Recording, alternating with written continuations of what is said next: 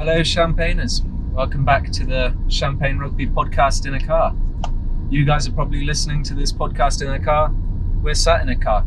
This is the first week of the Champagne Rugby carpool karaoke. We're pleased to have James O'Connor, first guest, legend of the podcast, in the car, the rusty old car, but it is what it is. How are you doing? It's a pleasure to be here. Had a good gym session this morning and pumped out a little sauna, so still a little bit dry from that. But you feeling salty? I am. I'd been missing the beach. It'd been 4 weeks since I got in the ocean. Yeah. So it was calling me. So you've been in Europe for 4 weeks. Yep. And you've done Paris, playing against Portugal, and now you've just come over here with Barbarians. Yep. Obviously, you didn't get selected for the Aussie initial 23 squad. Yeah. How was that? How did that feel? Sort of. I remember we spoke back in when we did the podcast. You were kind of hoping to kind of get some look in and some game time with the Aussies. What's the sort of last 6 months looks like for you? Yeah, but like international rugby wise. Disappointing. I thought I had done enough to be in the squad. I guess the one positive is I'm first reserve for the position at 10 and 12. Like I was with the squad all the way up to the World Cup, but he went in a different direction. He ended up, well, I guess it was four 10s and a couple 12s. Quade Cooper, Bernard Foley, and myself, and he ended up going just picking 110. Yeah. A younger player, Carter Gordon, which it was quite surprising. Yeah. And to be honest, it does hurt. Yeah. I felt like I was playing good footy, but at the end of the day, us as the Reds, we didn't perform as well as we could have. So I think quite a few of our guys have been left out of the squad due to the fact that that performances weren't great 100%. As a team. The team that's doing the best, the Waratahs and the Brumbies played the best this year, so they got the majority of the squad. Yeah. But man, you'd think coming round to World Cup, you're less than a year out. You want experience in the squad. Well, you'd think so, yeah. I mean, even Michael Hooper, who I would have classed as in the last 4 years, he's had a good run. He's probably been up there in the top 10 players playing like in the last 10 years. You saw his performance against the All Blacks 2 years ago. He made like 28 tackles, man of the match, turnovers. The man was on another level. It's just maybe that was injury. I don't know. No, but I guess there's two ways to look at it. Like you look at sort of South Africa and last World Cup, they won with probably the oldest squad ever, and they've almost kept that exact same squad. So they've gone for pretty much. Yeah, I guess they've gone for the senior players who have tried and tested. I think it's pretty evident that he's gone with a younger group. He blatantly came out and said, look, we haven't had success in the last 4 years. I want to change that. So I think I want to just bring guys in who possibly don't have that conditioning, that mindset of losing close games. So he's gone with a really young squad. I think part of that reason as well is he's preparing them for the following World Cup in Australia, which is in Australia. Right or wrongly, whether that's fair, I'm not sure. Like from my point of view, it doesn't sit too well with me. But at the end of the day, he's the boss. He makes the decisions, and you can't pick yourself. So I think even seeing how we played against Georgia, we took a step forward. But look, there's a lot of work that needs to be done for us to take this World Cup out. What's he like, sort of behind closed doors? Obviously, he's quite a big character. Yeah. On when he's doing the news conferences and the meetings, and he coached England for a good sort of 6-7 years. So we definitely saw a lot of him over here in the UK and his quirks and mannerisms. You've obviously been around him a lot more, and you've seen how he is. Can you? Yeah. I'm generally curious, what is he? To be honest, I can't actually say a bad word about the bloke because I found his training camps awesome. They were short, sharp, intense. They got the best out of the group. His communication with me has been very direct. everything he said he'll do, he's done. And the style of play that he's, like the design of the attack that he's created, I really feel like the way I play would suit that to a T. So I really love that. So yeah, and he's a funny bloke. Like you see it training, he doesn't need to use almost like aggression or coming down hard on the play. He uses humour.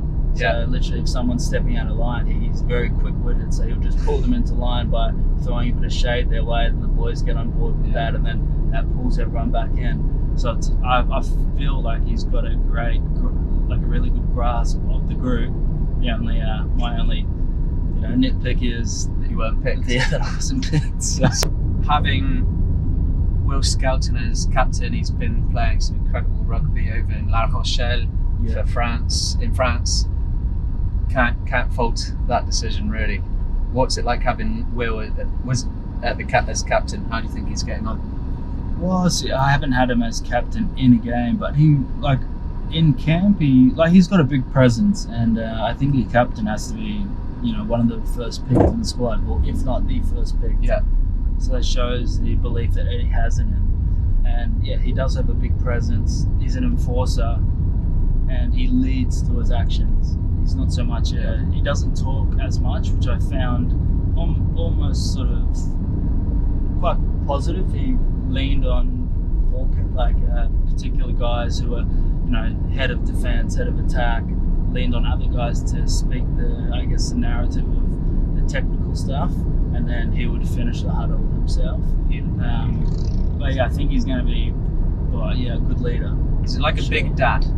Yeah, well, I think to a lot of them, I'm older than Will, so but I would probably see him as he's a very nurturing presence too. Like, he's a big guy and brutal on the field, but he's got a really kind heart, and he does have that sort of almost uncle feel to him. Yeah, I've heard he's a bit of a jokester as well, sort of around off the pitch and everything. Yeah, he's a funny bloke. I was talking to Raymond Roux, who also plays with La Rochelle. Yeah. He's played for South Africa a couple of times, and he was telling me apparently Will and William Antonio, him and Will Skelton, they're just joking the whole time until it kicks off, and you think that they're not going to take the game seriously, and then the game kicks off and they're just ready to go.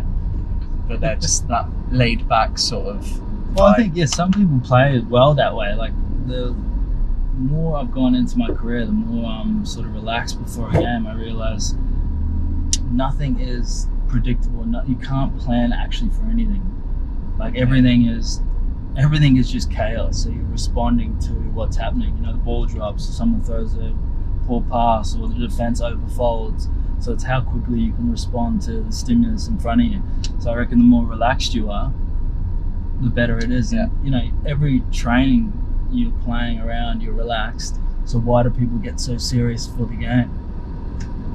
I get being serious in terms of you got to smart, got to go up a level of physicality. But I've found a way to go up in physicality and still have that, energy, which is, why I picked that first song. Australia didn't pick you. I'm sorry to hear, man. Yeah. It was, disappointing. I felt I'd sort of done enough to have my name in the mix. I guess the one positive is I'm over here in Europe playing with the Barbarians. So what that is they've picked 15 Australians and 8 Japanese players. And we're all reserves for our position. So if a 10 or 12 was to go down, I'd be the first call to come in and play those positions. Well, so we've been told. And just say a lock got injured, our lock in the Barbarians team would get pulled into the Wallabies squad. So we're still, a call away or an injury away from being able to play in the World Cup. I'm bloody loving this Barbars tour. It's been a great balance. It's such attacking rugby. And you've got a secret move tonight that you were telling me about, that you're planning for the match against the Scarlets. We do. Never been done before. Centre field scrum, 0-6-0. So all players starting behind the scrum in the centre. Then we're literally, so it's like an American football move. So I'll be calling hut for the 2 at the back to split. Then hut again for the next 2 to split. And then ball's going to be fed out. It'll be an 8-9. So 8-9 coming this way. The first guy is going to sell it, and then the second guy is going to swing back on like a hook play. And then we're all going to swing to the left side. So if it works, it's going to be pretty good. If it doesn't, yeah, I think I might get hit with the ball. It's going to be pretty gnarly, as you'd probably say over in Australia, right? Yeah, well, there's been, I think that's the cool thing about the Barbarians is you get to come up with, you're creating just full attacking plays that you wouldn't normally do in a professional sort of environment because there may be, a little bit too much erring on the attack sort of side. But I think, these last 3-4 games have been some of the best footy I've ever played, and some of the guys in our Australian group have played as well. It's just free flowing, attack orientated. We're still working in defence and really physical, but we're just building some really nice combinations. It's a very nice vibe, isn't it? The sort of travelling, playing rugby, having a beer, enjoying everything that's going on. How's the off-field shenanigans been going? Yeah, I think when you have Barbarians, the standard Barbarians tour is a big week of, partying, and then a really exciting attack-orientated game. So we've sort of taken the best of both. Because we're sort of first reserves for the World Cup, it's we're a lot more well-behaved, I think you'd put it that way. Yeah. So we're actually focusing on, we want to win every game on this tour.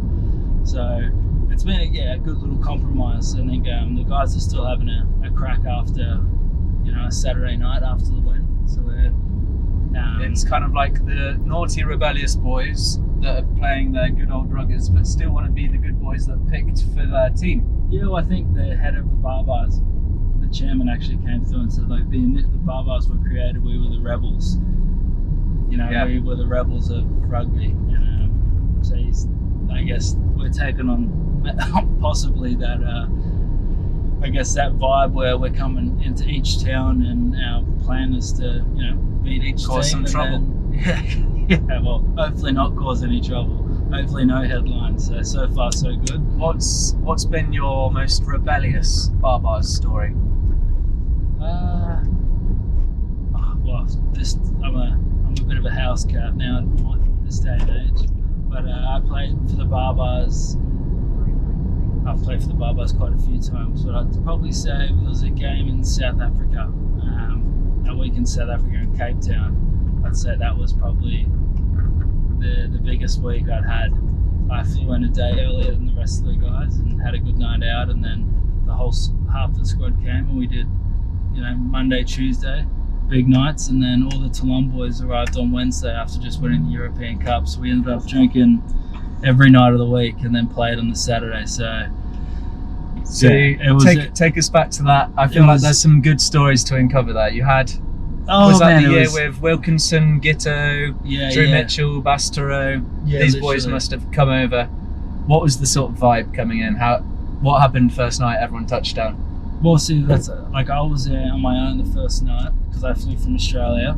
And I actually have a couple friends in Cape Town from my Western Force days where we used to do pre-season and tour over there. So gave one of them a call and jumped in, went to one of his bars and then had a good little night out. And then half the squad, like I said, joined me and the group in Cape Town. So we had another big night, another 2 big nights, and then halfway through the week, all the Toulon boys, so there was 8 of them who just won the European Cup, came and joined the Barbars crew. So then we went again for another night or two.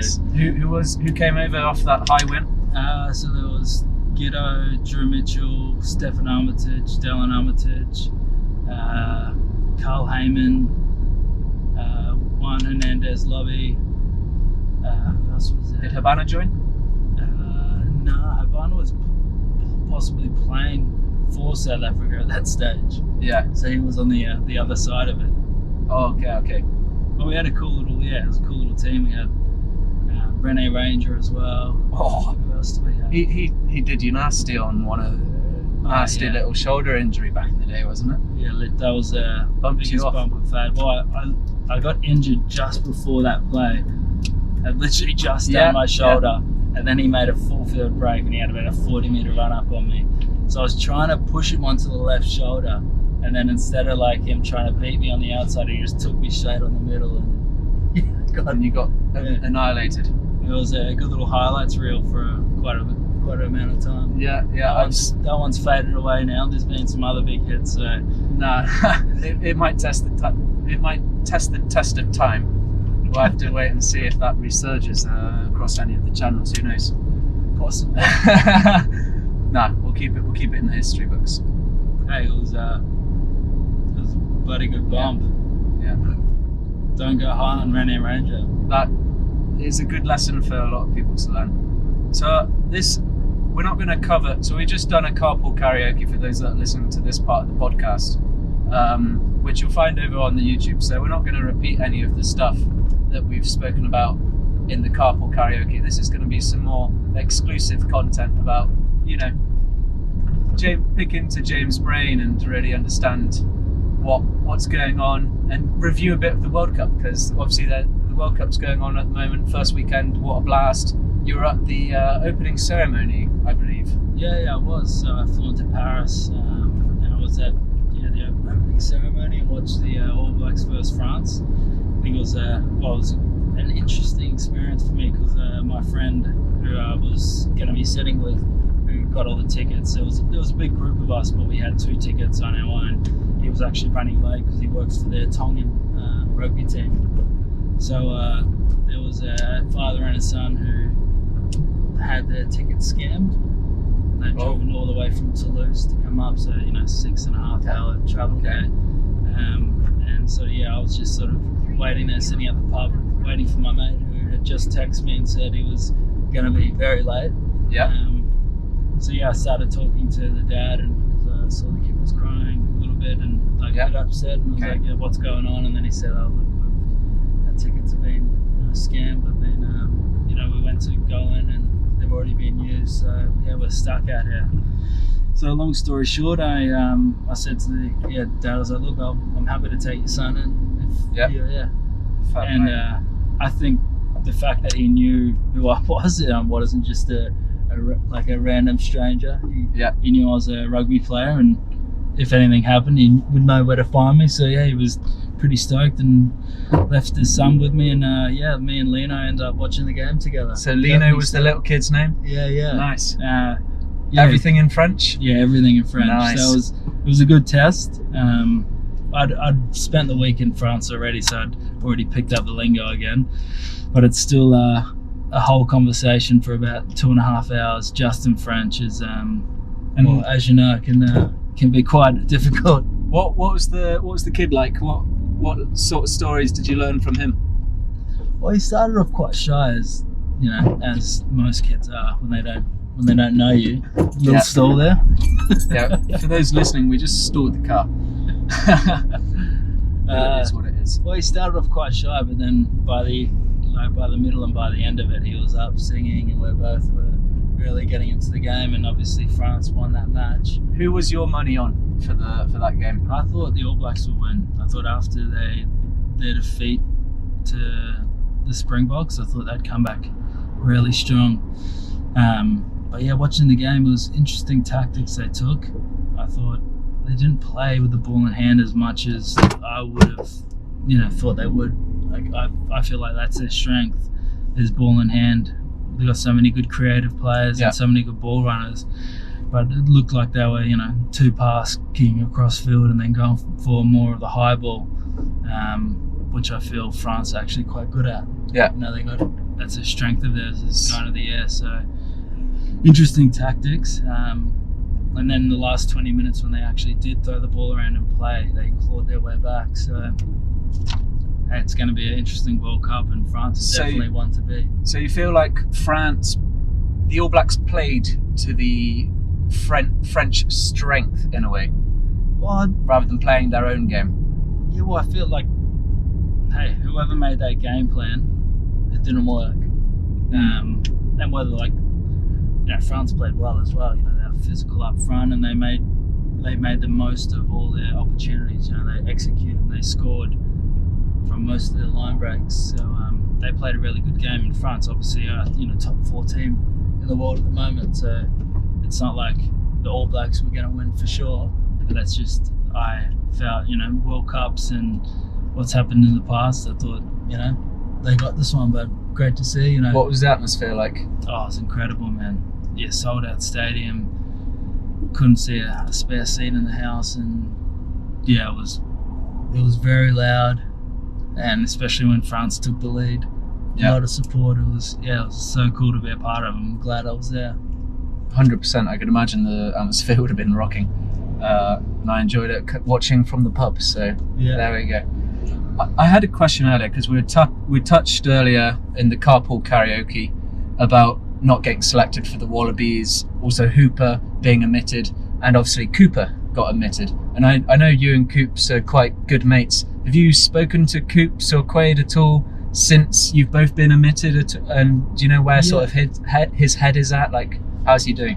Oh yeah, he's fine. I think the big thing with Quade is that he had already finished with the Wallabies. Yeah. This time where he came back was it was a bonus. So he would have loved to have played in the World Cup, but it didn't define him to be playing for the Wallabies. He's quite content with his business and his Japanese rugby and his life. Living on the Gold Coast 6 months of the year, in Japan 6 months on the beach. So he's pretty happy with that. I know personally, obviously it would have hurt him not being selected, as it did for me. But I think as well, he'll move on pretty quickly from it, and he seems in a good place after speaking to him. Oh, good stuff. Good that he's still. I know he's really into his sort of mindset, and I see him posting a lot of stuff about keeping a positive mind. So I'm not surprised he's.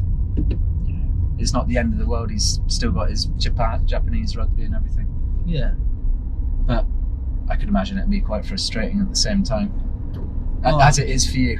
So it is. Well, imagine you're going for similar. Well, I didn't get to play a game in the lead-up series, and like I said before, it was probably a lot of our Queensland Reds players didn't play for the Wallabies this year because we didn't go as far as the Waratahs and the Brumbies, which is quite disappointing. But that's the way sort of it goes. Yeah. The test team is normally made up of the franchises that do the best. So difficult pill to swallow. But look, I'm still here. I'm in Europe, and there's still a chance that I can be a part of this World Cup, and a big part of it. And I feel like I'm in good form. I'm playing good rugby, and I'd love to be going there. So let's see what the injury gods have in store. That's the one. Did you watch much of the opening games? Which matches did you get to see on the TV? Yeah, man, watched most of them, to be fair, and got to see.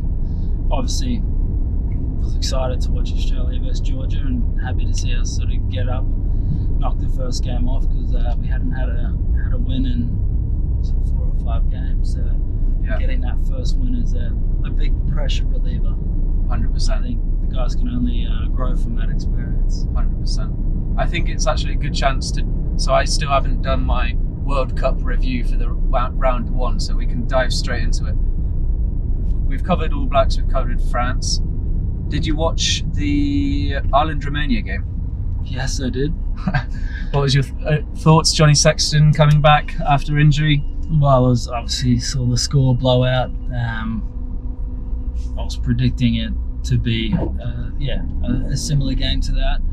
I didn't think the score line would blow out as much, but it just shows the outfit and how good Ireland are, how good they're executing very well at the moment. And I think if I was going to put my money on it, the favourites would be France, Ireland and South Africa at the moment. Yeah, I actually think Ireland looked very strong, and everyone I feel like they're the dark horses, even though they're number 1 in the world. I feel like a lot of people are writing them off because they haven't exited a quarter-final before. Yeah, I think as well, people saw how dominant South Africa were against the All Blacks, so I think they've just automatically said, okay, that pool, these 2 teams are going to go through.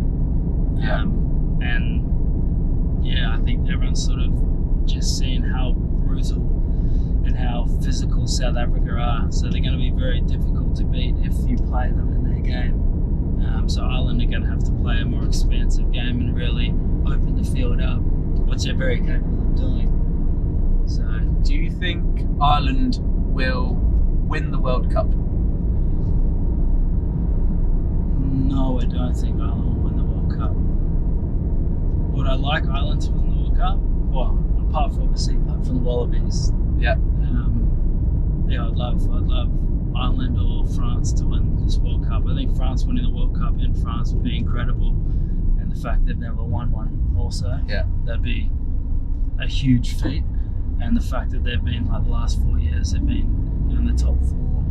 They've been a really great team for 4 years now. For 3 years, they've got some of the best players in the world in their team. So I think that would be pretty cool if they won. And then also if France won. If Ireland won, that'd be great as well. They're number 1 in the world. Yeah. They should be the favourites. They're playing some really good rugby, and it's not just boring sort of test footy. They're actually throwing the ball around. They're creating. They've really adapted the way. I almost feel like a lot of the new plays and new style of rugby are coming from that Leinster sort of Ireland way of playing. Yeah. Moving teams into one part of the field and then swinging with the back line. It'd be cool to see them win as well. And then, like I said, the other sort of favourite would be South Africa. And they're just, they won the last World Cup through their brutality, physicality, and just execution. They're really strong up front, and then when you get it to their backs, they're very quick and they can score from anywhere. So those are sort of the 3 teams, and obviously the Wallabies as well. Well, that's all from the car podcast from me and James, my co-host for today's episode. We hope you've enjoyed this bougie, spontaneous vibes episode with me and James. And you want any more content from us, we've got the Carpool Karaoke. We've got episode 1 of the podcast that we did 6 months ago. Yep. And I think we'll also maybe have a bit of a vlog come out from the day in general, because I was also with the Sam Warburton team today, so I think there's going to be a bit of content there. So be sure to check out, and you can follow James on social media, James O'Connor 832, is it? Yeah. After his Wallaby number. Yeah. I remember from the last podcast.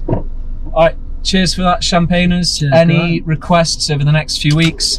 I'm going to try and get a World Cup ticket. I haven't got one yet, but I'm going to maybe I'm going to head over to France, see if I can get one, maybe sneak into the stadium. I won't sneak into the stadium, but I'm sure there'll be something knocking around. I might have a mate who could sort you out. And we've got connections. À plus dans le bus, on se revoit la prochaine fois. Oh, and who do you think's going to win the World Cup?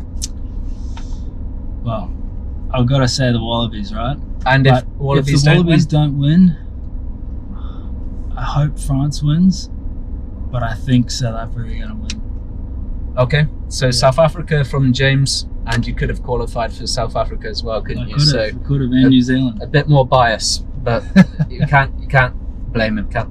All right, cheers, guys. It's been a pleasure.